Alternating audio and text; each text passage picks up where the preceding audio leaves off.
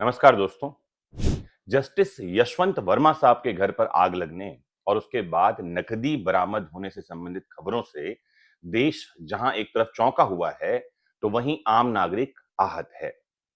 सच्चाई क्या है, इसकी पड़ताल आज हम यहां करेंगे। और आज यशवंत वर्मा साहब के घर में आग लगने से लेकर नकदी बरामद होने के मामले के बहाने हम न्यायपालिका में भ्रष्टाचार पर भी बहस करेंगे, चर्चा करेंगे। मामला थोड़ा संवेदनशील है, इसीलिए आपसे भी संवेदनशील कमेंट की आशा करता हूं।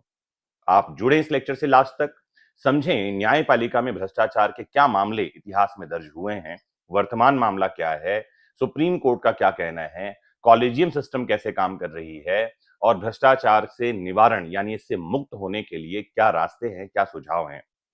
आइए शुरू करते हैं। तो 14 मार्च की घटना है 2025 में, यानी हाल ही में 14 मार्च की रात दिल्ली के लुटियंस जोन में स्थित एक सरकारी बंगले में अचानक आग लग गई। यह बंगला दिल्ली हाई कोर्ट के न्यायाधीश जस्टिस यशवंत वर्मा साहब का है। उस समय जस्टिस वर्मा साहब शहर से बाहर थे और घर में उनके परिवार के लोग मौजूद थे। आग लगने की सूचना मिलते ही परिवार ने फायर ब्रिगेड और पुलिस को बुलवा लिया। फायर ब्रिगेड कर्मियों ने तत्परता से आग को बुझाया, उस पर काबू पा लिया। आग बुझाने के बाद जब उन्होंने अंदर के कमरों की जांच की, तो एक कमरे में भारी मात्रा में नकदी रखी हुई पाई गई। इस अप्रत्याशित खोज से सभी हैरान रह गए। पुलिस भी वहां थी, तो उसने तुरंत इस नकदी को बरामद किया और आधिकारिक प्रविष्टि दर्ज कर ली और उच्च अधिकारियों को सूचित कर दिया। यह न्यूज शीघ्र ही मीडिया में फैल गया। सुप्रीम कोर्ट के चीफ जस्टिस संजीव खन्ना तक भी खबर पहुंची। सीजीआई ने इस मामले को गंभीरता से देखते हुए तुरंत सुप्रीम कोर्ट कॉलेजियम की आपात बैठक बुला ली। बैठक में सर्वसम्मति से निर्णय लिया गया कि जस्टिस वर्मा को दिल्ली हाईकोर्ट से उनके मूल स्थान इलाहाबाद हाईकोर्ट में ट्रांसफर कर दिया जाए। यह निर्णय न्यायपालिका की साख और जनता के विश्वास को बनाए रखने के उद्देश्य से लिया गया, ऐसा समाचार पत्रों और खबरों में पढ़ने को मिल रहा है। इस घटनाक्रम के बाद न्यायपालिका के भीतर और बाहर दोनों जगह प्रतिक्रियाओं का दौर शुरू हुआ।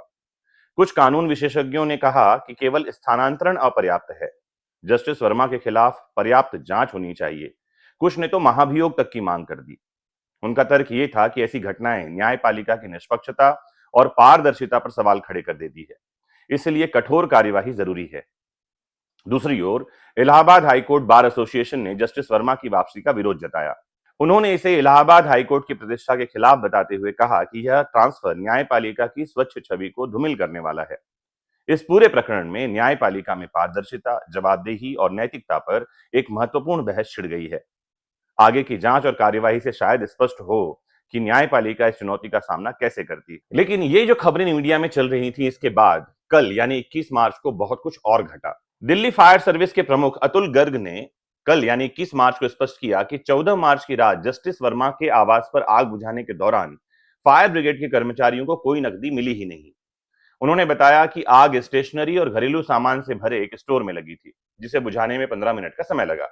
आग बुझाने के बाद पुलिस को सूचित कर दिया गया, लेकिन नकदी मिलने का दावा गलत है। सुप्रीम कोर्ट ने इस घटना के संबंध में फैल रही गलत सूचनाओं और अफवाहों पर चिंता जताई। कोर्ट ने स्पष्ट किया कि जस्टिस वर्मा का इलाहाबाद हाईकोर्ट में ट्रांसफर एक प्रस्तावित प्रक्रिया के तहत ही है और जो ये जांच प्रक्रिया या इस मामले से अलग है। दिल्ली हाईकोर्ट के चीफ जस्टिस ने 20 मार्च को ही इस मामले की जांच शुरू की है और 21 मार्च यानी कल अपनी रिपोर्ट इन्होंने मुख्य न्यायाधीश को शायद सौंप दी है, जिसकी रिपोर्ट हमारे पास अभी नहीं है। तो जो कुछ भी हुआ हो, इस बात को गोलमोल तरीके से बताया जा रहा है। जो भी कुछ है, स्पष्टीकरण सामने आना चाहिए। अभी तक जस्टिस वर्मा साहब का कोई आधिकारिक बयान नहीं आया है।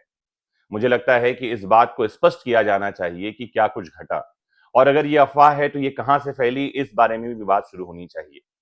अगर पुलिस कर्मियों ने नकदी बरामद नहीं की, तो नकदी बरामद करने की खबर मीडिया में कैसे आई, कौन दोषी है, इस बारे में भी बात होनी चाहिए।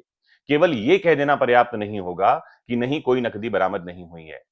क्योंकि जब लोकतंत्र के बारे में हम बात करते हैं, डेमोक्रेसी के बारे में बात करते हैं, तो इनके जो 3 पिलर्स हैं, उसमें सबसे इंपॉर्टेंट पिलर है न्यायपालिका, हमारी जुडिशरी। जुडिशरी को भ्रष्टाचार से मुक्त करना ही होगा। अगर थोड़ा बहुत भी भ्रष्टाचार है, तो इसे भ्रष्टाचार मुक्त किए बिना हम देश में भ्रष्टाचार मुक्त कार्यपालिका और विधायिका के बारे में सोच भी नहीं सकते। बीच में मैंने एक रिपोर्ट पढ़ी थी, जिसमें पता चला कि न्यायपालिका में थोड़ा बहुत भ्रष्टाचार तो है, और भ्रष्टाचार के कारण क्या हैं, तो कुल 4 कारण गिनाए गए थे। पहला कारण था मामलों का शीघ्र निस्तारण करने के लिए, दूसरा फैसलों को प्रभावित करने के लिए, तीसरा न्यायिक नियुक्तियों में भाई भतीजावाद को बढ़ावा देने के लिए, और चौथा, भ्रष्ट आचरण में न्यायिक कर्मियों की भूमिका, जैसे स्टाफ, रजिस्ट्रार, मुंशी, इन सब छोटे-छोटे जो कर्मचारी हैं, इनके द्वारा भी घूस की मांग या रिश्वत की मांग देखी जाती रही। 2 बड़े मामले देश में घटे, जिसमें से एक जस्टिस कर्णन का मामला है। अगर आपको याद हो, 2017 में कलकत्ता हाईकोर्ट के पूर्व न्यायाधीश थे सीएस कर्णन साहब। आपको बता दूं, पहली बार किसी सिटिंग हाईकोर्ट जज को सुप्रीम कोर्ट ने अवमानना के लिए दोषी मानकर 6 महीने की सजा दी थी, और वो थे जस्टिस सीएस कर्णन। कर्णन साहब जो कोलकाता हाईकोर्ट के जज थे, उन्होंने तो सीधे सुप्रीम कोर्ट के जजेस के खिलाफ भ्रष्टाचार के आरोप लगा दिए थे।